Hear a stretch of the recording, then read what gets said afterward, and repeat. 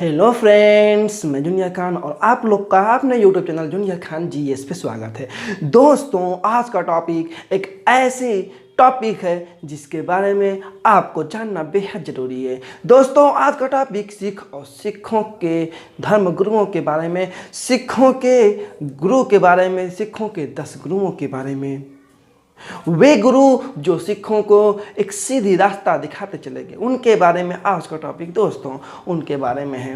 गुरु नानक से लेकर गुरु गोविंद तक सिखों के 9वें गुरु के बारे में हम लोग आज जानेंगे। उनसे क्या क्या टॉपिक, उनसे क्या क्या क्वेश्चन पूछे जाते हैं एग्जामों में, गवर्नमेंट एग्जामों में कैसा कैसा क्वेश्चन उनसे उठता है, तो उनके बारे में हम लोग जानेंगे।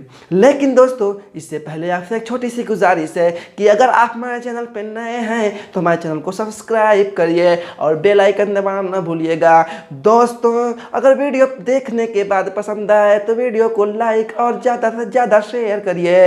इससे हमारा भी सपोर्ट होता रहेगा और आपकी ज्ञान में बढ़ोतरी होती रहेगी। तो चलिए, बिना कोई देर किए हुए हम लोग वीडियो शुरू करते हैं। दोस्तों, सिखों और सिख गुरुओं के बारे में, वैसे तो ये आधुनिक भारत का इतिहास है ही नहीं। ये सिख और सिख धर्म के बारे में हम लोग जो आज पढ़ने वाले हैं, ये आधुनिक भारत से कोई रिलेटिव करता ही नहीं है। लेकिन हम लोगों ने पिछले देखा कि किस तरह से आंग्ल मैसूरी हुआ और कैसे औरंगजेब के ज़माने में, मुग़लों के ज़माने में धीरे धीरे साम्राज्य उठता गया और नए नए शासक बनते गए और कैसे कैसे लोग अलग अलग क्षेत्रों में अलग अलग शासक होते गए। तो उन्हीं में एक आगे, इसी क्रम में आगे आपका एक आंग्ल सिख युद्ध आएगा जिसको हम लोग को पढ़ना बेहद ज़रूरी है। लेकिन उससे पहले आपको सिखों के बैकग्राउंड के बारे में तो जानना भी ज़रूरी है। उससे पहले हम लोग देखेंगे कि सिखों की शुरुआत कहाँ से हुई, इनके कौन गुरु थे, इनके धर्म प्रचारक कौन थे, ये धर्म कब से शुरू हुआ, देखना बेहद ज़रूरी है। तो चलिए दिखाते हैं हम आपको। सिखों के प्रथम गुरु, आपसे क्वेश्चन बहुत ही बेहतरीन क्वेश्चन ये है, सिखों के प्रथम गुरु कौन थे? वैसे तो लगभग तमाम लोग जानते हैं कि सिखों के प्रथम गुरु कौन थे। सिखों के प्रथम गुरु, आपके गुरु कौन थे? गुरु नानक देव। सिखों के प्रथम गुरु गुरु नानक देव थे। इन्होंने ही सिख धर्म की संस्थापक थे। ये सिख धर्म की स्थापना की, यही सिख धर्म के संस्थापक है। जिस तरह से इस्लाम धर्म के संस्थापक आपके मोहम्मद साहब हैं, उसी प्रकार से सिख धर्म के संस्थापक गुरु नानक देव हैं।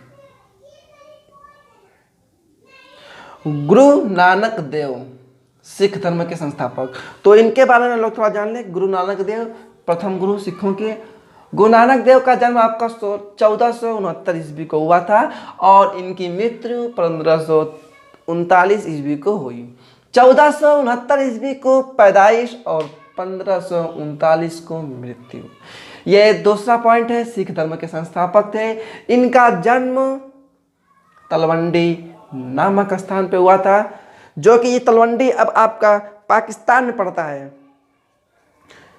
अब इस मॉडर्न इंडिया में यह क्वेश्चन पूछता है और पूछेगा भी, अगर नहीं पूछा है तो, कि किस गुरु का जन्म स्थान इस वक्त पाकिस्तान में स्थित है। तो आपके हैं प्रथम गुरु सिखों के गुरु नानक देव, तलवंडी नामक स्थान पे 1469 ईस्वी में पैदा हुए। इनकी पैदाइश हुई तलवंडी नामक स्थान पे। फिर अगला पॉइंट आपका है, इनकी मृत्यु करतारपुर में हुई। करतारपुर में इनकी मृत्यु हुई और इन्होंने एक संगत और पंगत नामक एक व्यवस्था अपनाई। संगत में क्या था कि वो जो उनके चेले चपाटे या शिष्य जो थे वो गुरु के साथ बैठते थे, और पंगत में क्या है कि वो लंगर, जिस तरह से आज भी बड़े बड़े गुरुद्वारों में लंगर चलाए जाते हैं, जैसे वहाँ पे खाना फ्री होता है, वहाँ पे ठहरना फ्री होता है, हर इंसान को वहाँ पे ठहरना फ्री होता है। बड़े बड़े गुरुद्वारों में लंगर चलाया जाता है, आज भी चलाया जाता है। तो ये लंगर की शुरुआत किस गुरु ने किया था, ये क्वेश्चन पूछे तो लंगर की शुरुआत आपके सिखों के प्रथम गुरु गुरु नानक देव ने की थी। इन्होंने देव व्यवस्था अपनाई थी, संगत और पंगत। पंगत को ही लंगर बोलते हैं और संगत को शिष्य अपने गुरु के साथ बैठकर जो बातें चीते हैं, जो ज्ञान की बातें करते थे। तो गुरु नानक देव से क्वेश्चन और बहुत यहाँ जो टॉपिक बनता है, गुरु नानक देव से क्वेश्चन 3 बहुत महत्वपूर्ण है। एक तो इनका जन्म स्थान कहाँ पे हुआ था, तलवंडी नामक स्थान पे। दूसरा, इनकी मृत्यु कहाँ हुई थी, करतारपुर में। और तीसरा आपका है कि संगत और पंगत यानी लंगर की व्यवस्था की शुरुआत किस गुरु ने की थी। तो लंगर व्यवस्था की शुरुआत आपकी गुरु नानक देव ने किया था। अब इसी क्रम में सिखों के दूसरे गुरु आपके आते हैं अंगड़। वैसे तो इनसे बहुत टॉपिक नहीं उठता, लेकिन इसी क्रम में हम जब पढ़ेंगे तो सिखों के 10 गुरु के बारे में थोड़ा थोड़ा जान लें। अंगड़ जो कि 1539 ईस्वी को गुरु बने और 1552 ईस्वी में इनकी मृत्यु हुई, वफात हुई, इनका डेथ हुआ 1552 ईस्वी में। इनका जो प्रारंभिक नाम था यानी बचपन का नाम था आपका लहना। और दूसरा टॉपिक है कि गुरुमुखी लिपि का आविष्कार। गुरुमुखी लिपि का आविष्कार किस गुरु ने किया था, तो आपका है अंगड़ गुरु ने। अंगड़ गुरु ने गुरुमुखी लिपि का आविष्कार किया था और लंगर की स्वामी बनाना इन्होंने ही शुरुआत किया था। लंगर व्यवस्था बहुत प्रचलित इन्होंने किया था, मतलब कि लंगर की शुरुआत आपके गुरु नानक देव ने किया था, लेकिन उसको बहुत अधिक फैलाया, बहुत प्रचलित किया इन्होंने अंगड़ ने। अब इसी क्रम में तीसरे गुरु आप कहते हैं अमरदास। गुरु अमरदास जो कि 1552 से 1574 ईस्वी तक रहे। इन्होंने क्या किया कि जो ये गुरुओं की जो गद्दी थी उसको ये गोविंद लाल में स्थापित कर दिया। अकबर ने इनकी पुत्री बीबी भानी को 500 बीघा भूमि दान दिया। अकबर ने अमर के बेटी को 500 बीघे बीबी भानी को दान दिया अकबर ने। वहीं पे मिलने गए थे गोविंद लाल में, जहाँ पे गोविंद लाल में मिलने गए थे अकबर, वहीं पे इन्होंने 500 बीघे दान दिया।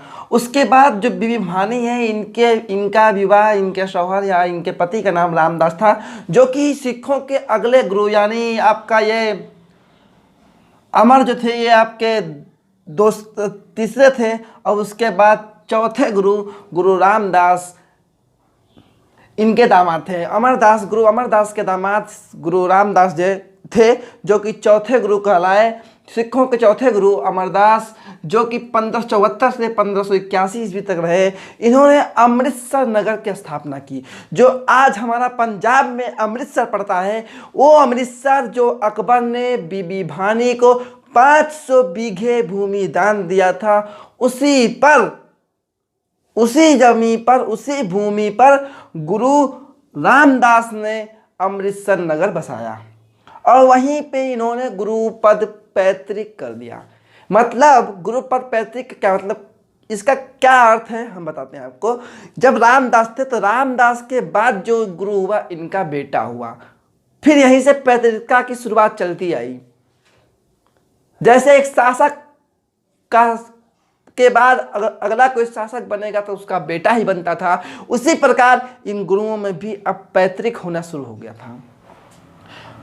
उसके बाद अर्जुन देव आए, जो कि 1581 से 1606 ईस्वी तक ये सिखों के 5वें गुरु हैं। इन्हें सच्चा बादशाह कहा जाता है। क्वेश्चन पूछ सकता है आपसे और बहुत सारे एग्जाम में पूछा भी करता है कि सच्चा बादशाह किस गुरु को कहा जाता है। सिखों के कौन से गुरु को सच्चा बादशाह बोलते हैं, तो सच्चा बादशाह आपका अर्जुन देव को बोला जाता है। सच्चा बादशाह अर्जुन देव हैं और इन्होंने अमृतसर में तालाब के मध्य हरमंदिर साहब का निर्माण कराया।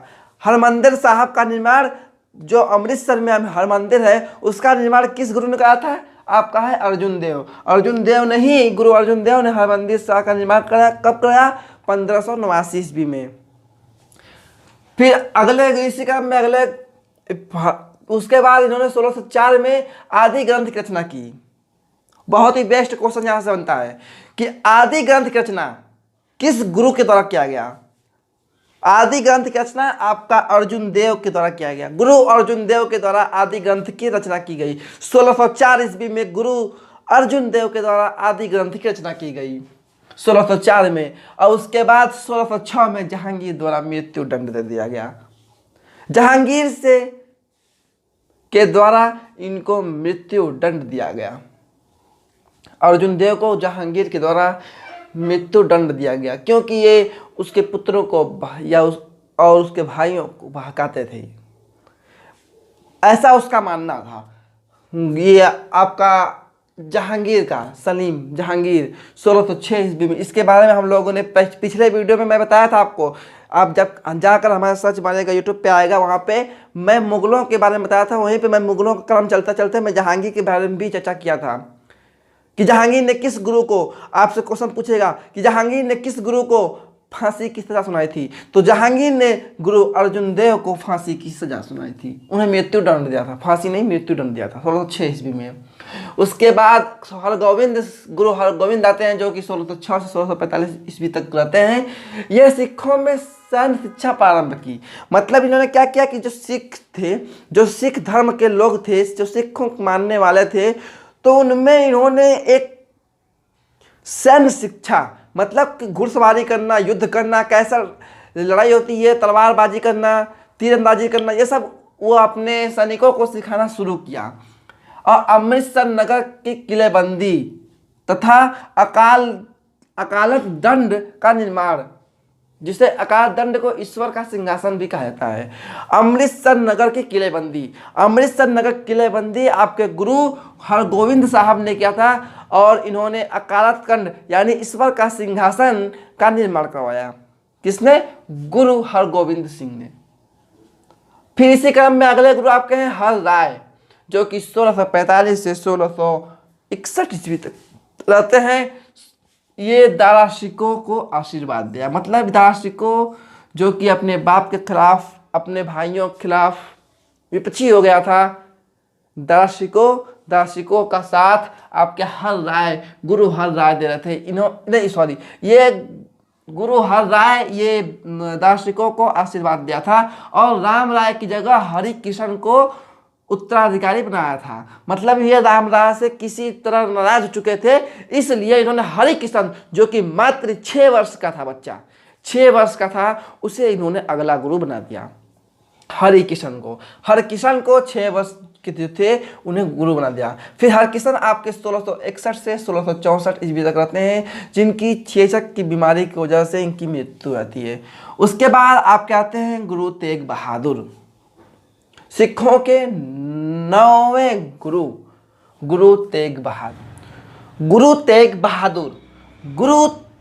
तेग बहादुर जो कि सिखों के 9वें गुरु हैं। गुरु तेग बहादुर सिखों के 9वें गुरु, जो कि 1664 से 1675 ईस्वी तक ये आपके शासक रहते हैं, ये आपके गुरु रहते हैं। ये हरगोविंद के पुत्र थे और इन्हें जो ये पद मिला था, ये गुरु पद जो इन्हें मिला था, ये उत्तराधिकार का युद्ध करने के बाद इन्हें गुरु पद मिला था। और गुरु तेग बहादुर के दौरान मुगलों का जो शासक था वो औरंगजेब थे। औरंगजेब वैसे ही कट्टरपंथ के रूप में जाने जाते हैं, इस्लामिक कट्टरपंथ के रूप में इतिहास में जाने जाते हैं। तो एक तरफ जहाँ औरंगजेब इस्लाम धर्म को बढ़ावा दे रहे थे, वहीं दूसरी तरफ आपके तेग बहादुर सिख धर्म को बढ़ावा दे रहे थे। इन्हें फिर जब ये गुरु हुए तो कहा जाता है कि औरंगजेब ने इन्हें दिल्ली बुलाया और इन्हें जबरन इस्लाम कबूल करने के लिए बोला। तो इन्होंने इनकार कर दिया, जिसकी वजह से इन्हें शीशगंज में इन्हें मृत्यु दंड दिया जाता है। दिल्ली में औरंगजेब ने हत्या करा दी इनकी, गुरु तेग बहादुर की। अब हम लोग चलते हैं सबसे इम्पोर्टेंट टॉपिक, सबसे इम्पोर्टेंट गुरु जो कि सिखों के 10वें गुरु हैं, गुरु गोविंद सिंह का जन्म आपका पटना में, हमारे बिहार के पटना में 1666 ईस्वी में होता है। पाटलिपुत्र में, जो कि हमारा बिहार का पटना है, वहाँ पे 1666 ईस्वी में गुरु गोविंद सिंह पैदा होते हैं। कौन से गुरु गोविंद सिंह पैदा होते हैं। गुरु गोविंद सिंह ने आनंदपुर नगर, कौन सी नगर? आनंदपुर नगर। आनंदपुर नगर की स्थापना किस गुरु ने किया था? तो आनंदपुर की स्थापना गुरु गोविंद सिंह ने किया था। आपको भेजवा में बैठा लेना, इस बतिया करो कि आनंदपुर गुरु गोविंद सिंह से बहुत ही, जितना यहाँ पे टॉपिक लिखा है सब के सब इम्पॉर्टेंट है, एक को वेरी इंपॉर्टेंट नहीं है, सब के सब इम्पॉर्टेंट है बच्चे। चलिए, गुरु गोविंद सिंह आनंदपुर की स्थापना करते हैं और 1699 ईस्वी में खालसा पंथ की स्थापना करते हैं। बहुत इंपॉर्टेंट, बहुत है, इनमें तनको शक नहीं है, बहुत इंपॉर्टेंट। खालसा पंथ की स्थापना, कौन से पंथ? खालसा पंथ की स्थापना किस गुरु ने किया था और किस सन में किया था? साथ साथ बचवा सनों याद करे क्या कि खालसा पंथ की स्थापना किस सनवा में किया था गुरु गोविंद सिंह ने, गुरु गोविंद सिंह ने खालसा पंथ की स्थापना। तो खालसा पंथ की स्थापना गुरु गोविंद सिंह ने 1699 ईस्वी में किया था, जो कि भेजवा में बैठा लीजिएगा आप। हम जैसे ही बोल रहे हैं आप भेजवा में कनवा खोल के सुनिएगा और बैठा लीजिएगा। अब इसके बाद सिंह और कौर की परंपरा। आपने पंजाबियों को देखा होगा, पंजाबियों का नाम सुना होगा। तो एक बात हमको भी आज तक नहीं समझ में आया था कि आखिर क्या बात है कि वे सब के सब सिंह लगाते हैं। तो मैं समझा शायद वहाँ पे सब के सब ठाकुर हों, सब के सब क्षत्रिय जाति के हों। लेकिन मुझे अब पता चला कि काहे कि वो सिंह लगाते हैं, काहे कि पूरे का पूरे सिख हैं और गुरु गोविंद सिंह की ही वो आज्ञा का पालन करते हैं, सिखों के अंतिम गुरु की आज्ञा का पालन करते हैं। वे इसीलिए तो सिंह लगाते हैं। गुरु गोविंद सिंह ने कहा कि पुरुष अपने नाम के आगे सिंह लगाएं और महिलाएं कौर लगाएं। क्या? कौआ क पर औ की मात्रा कौर, पर र की मात्रा र, कौर। कौरा मत बोलना कि श्रीमती कौर सिंह, ये नहीं, कौर, कौर, कौर। गुरु गोविंद सिंह ने सिंह एवं कौर की परंपरा शुरू की, यानी सब के सब क्षत्रिय वहाँ पे नहीं। वो सिख धर्म के जितने भी वो आपके मानने वाले हैं वो सब के सब सिंह लगाते हैं पुरुष। अब उसके बाद इन्होंने 5 क का प्रवेश कराया। इन्होंने सिखों में, सिख धर्म में इन्होंने 5 क का प्रवेश कराया। सिख धर्म में 5 क का, वो 5 क क्या है आपको दिमागवा में गठरी की तरह रख लेना है। जिसे गठरी में बांध कर कहीं फेंक दिया जाता है ना, और इससे आप दिमागवा में कहीं बांध कर फेंक दीजिए, एक कोने पड़ा रहेगा तो शायद कभी आपको याद पड़ जाए। ऐसा फेंकेगा कि दिखता रहे आपको कि 5 क आखिर है क्या।